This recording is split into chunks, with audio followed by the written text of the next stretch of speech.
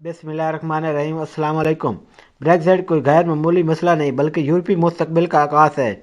Europe का कर्ज़ों के बहरान इक़्तिसादी मफादात पर मबनी रियासतों के तहत पर काफ़ी गहरा असर पड़ता है और उसके नतीजे में यूरो जोन के बेशतर ममालिक में सियासी बहरान उमड़ आने से वहाँ की हुकूमतें तब्दील हुई हैं। यूरोप की हालत जो अफरात ज़र के बहरान की जद में आलमी नुक्ता नज़र से मामलात में मज़ीद बिगाड़ का सबब बन रही है। लिहाजा मुख्तलिफ ममालिक के अवाम और ट्रेड यूनियन इन दिनों मुलाजमत की अबतर सूरत हाल और कुफैत शुआरी की तदाबीर पर अमल दरामद के खिलाफ सरापा एहतजाज है। यूरोपीय यूनियन से अलहदगी बरतानिया के लिए एक धचके से कम नहीं थी।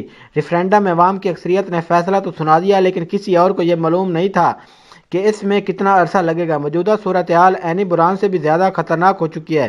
क्या बरतानिया के यूरोपीय ममालिक के साथ ज़ाहिरीना तल्लुकात कायम रहेंगे, ये तो वक्त ही बताएगा। लेकिन अगर बगौर जायज़ा लिया जाए तो यूरोपीय यूनियन के साथ ब्रेक्जिट मुआहदे पर मुद्दत ख़त्म होने से सिर्फ 6 रोज़ कबल दस्तखत करके बरतानिया ने क्रिसमस का जो तोहफ़ा दिया उससे एक चीज़ वाज़ह हो गई है।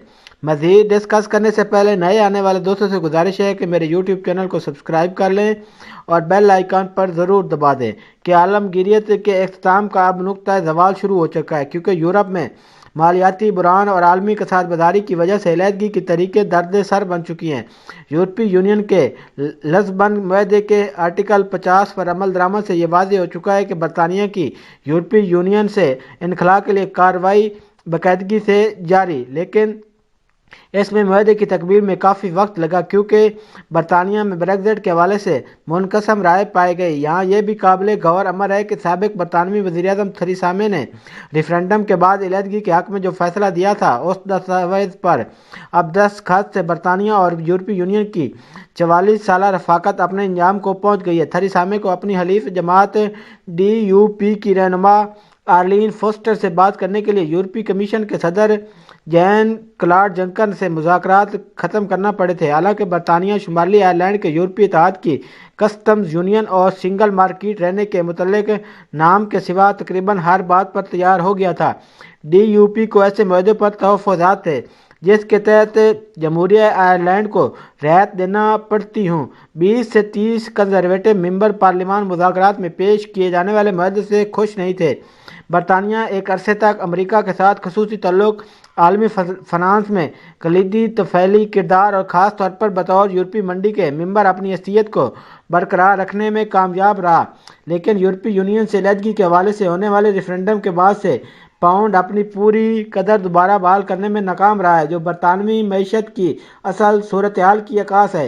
बरतानिया की सियासी और माशरती सूरत हाल में ब्रेक्जिट जैसे मुआहदे के बाद रूनुमा होने वाली तब्दीलियाँ यकीनी तौर पर पाकिस्तानी नज़ाद और दीगर ममालिक से यहाँ मुकीम तारकीन वतन को भी मुतासर कर सकती हैं।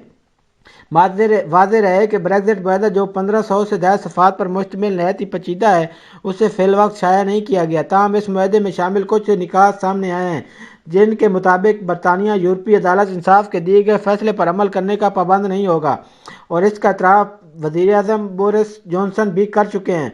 बरतानिया को अब अहम डेटाबेस और मालूमात तक रसाई हासिल करने के लिए दरख्वास्त देना होगी। इसके अलावा बरतानिया यूरोपीय यूनियन के मुश्तरका कानून नाफिज करने वाले इदारे यूरोपोल का भी हिस्सा नहीं रहेगा, ताहम उसके सदर दफ्तर में उनकी मौजूदगी रहेगी। मुआहदे के बाद बरतानिया यूरोपीय यूनियन के तलबा के लिए कायम किए गए एरasmus प्रोग्राम का हिस्सा नहीं रहेगा। इसकी जगह एक नई स्कीम का आगाज़ किया जाएगा जो कि मरूफ रियासतदान एलन ट्यूरिंग के नाम से मंसूब होगी। आयरलैंड की हुकूमत के साथ बंदोबस्त किए गए इक़दाम के बाद शुमाली आयरलैंड की यूनिवर्सिटी में पढ़ने वाले तलबा एरasmus प्रोग्राम में शिरकत कर सकते हैं।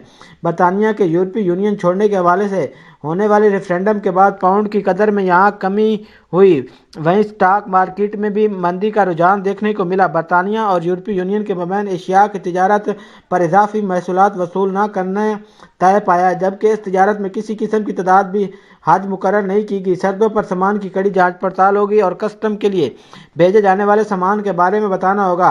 फाइनेंस और सर्विस की सनत से मुंसलिक अफराद के सूरत हाल अभी तक वाज़ेह नहीं की गई। बरतानवी मईशत के लिए ये इंतहाई अहम सनत है और इस मुआहदे के बाद उनको यूरोप भर में पहले की तरह आसान रसाई नहीं मिलेगी। लेकिन हुकूमत पुरज़म है कि मुआहदे के बाद तकरीबन हर शोबे की मार्केट तक रसाई यकीनी होगी। डॉक्टर्स, नर्सों और दीगर शोबों से मुंसलिक अफराद की प्रोफेशनल काबिलियत को फौरी तौर पर तस्लीम नहीं किया जाएगा। اگر برطانوی شہری 6 ماہ کے عرصے میں 90 دن سے زائد مدت یورپی ممالک کی حدود میں گزارے تو ان کو یورپی یونین کے ممالک میں سفر کرنے کے لیے ویزا اور درکار ہوگا۔ پالتو جانوروں کے لیے بنائے گئے ای پاسپورٹ قابل استعمال نہیں ہوں گے۔ اس معاہدے کے بعد برطانیہ ایک خود مختار کوسٹل ریاست بن گیا، جس کا مطلب یہ ہے کہ وہ یہ فیصلہ کر سکتا ہے کہ کون برطانوی سمندری حدود میں آ کر مچھلیاں پکڑ سکتا ہے۔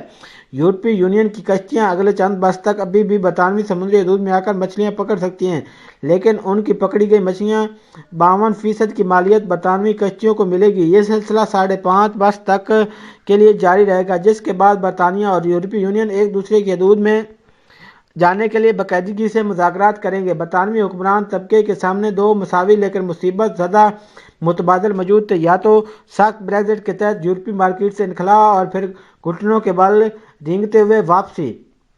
لیکن ایسی صورتحال میں سے اس بات کا بھی ادراک تھا کہ یورپی طاقتوں کے ساتھ ایک ایسا معاہدہ ہوگا جس میں حتمی طور پر وہ اپنی ذلت امیز شرائط مسلط کریں گے۔ بہرحال برطانیہ اب اگر اپنے لیے کوئی بہتر معاہدہ حاصل کرنے میں کامیاب ہو گیا ہے تو اسے آنے والے دنوں میں ہر حال میں اس کی قیمت چکانا پڑے گی۔ اٹلی اور اسپین بھی اب بغیر کسی تاخیر کے اپنے مطالبات لے کر میدان میں دکھائی دے رہے ہیں۔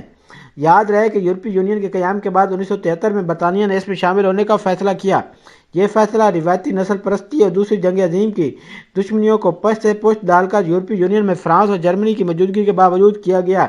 1975 میں ریفرنڈم کے ذریعے برطانیہ یورپی یونین میں شامل ہوا۔ یوں روس اور امریکہ جیسی فیڈریشن کے ساتھ ساتھ تیسری بڑی علاقائی طاقت یورپی یونین کی شکل میں سامنے آنا شروع ہوئی، اور یورپی یونین نے اپنے انصاف اور انسانی حقوق پر مبنی بہتر قوانین کی وجہ سے دنیا میں ایک الگ مقام حاصل کرنا شروع کر دیا۔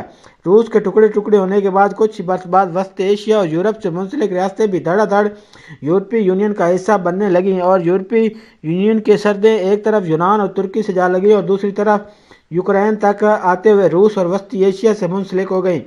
2008 سے 2010 میں کساد بازاری کے بحران کے بعد برطانیہ میں یورپی باشندوں کے کام کرنے کی اجازت، مفت علاج اور ریاستی مفادات حاصل کرنے کی سہولیات کے خلاف باقاعدہ قوم پرست جماعتوں کی طرف سے تحریک چلائی گئی۔ لہذا 2015 میں الیکشن جیتنے کے بعد سابق وزیر اعظم ڈیوڈ کیمرون نے اپنے وعدے پر عمل کرتے ہوئے 2016 میں برطانیہ میں ملک کی تاریخ کا سب سے بڑا ریفرنڈم کروا دیا، جس سے برطانیہ کی سیاسی جماعتوں میں اختلاف پایا گیا اور تقریباً ہر جماعت میں دو گروپ بن گئے۔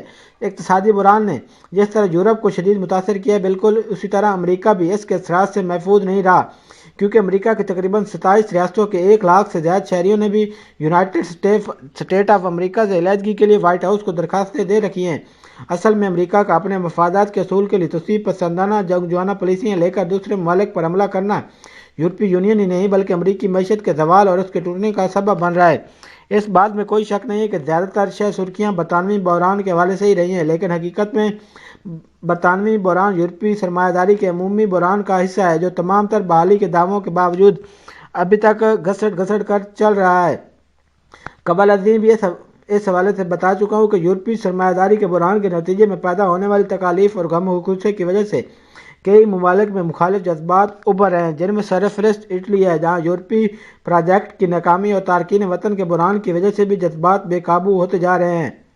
اور آخر میں میری آپ سے ریکویسٹ ہے کہ آپ اس ویڈیو کو لائک کریں، میرے یوٹیوب چینل کو سبسکرائب کر لیں اور بیل آئیکن پر ضرور دبا دیں تاکہ آنے والی ہر ویڈیو آپ کو وقت پر ملتی رہے۔ کمنٹ سیکشن میں اپنی رائے کا اظہار ضرور کریں۔ اگلی ویڈیو تک کے لیے اللہ حافظ، فی امان اللہ۔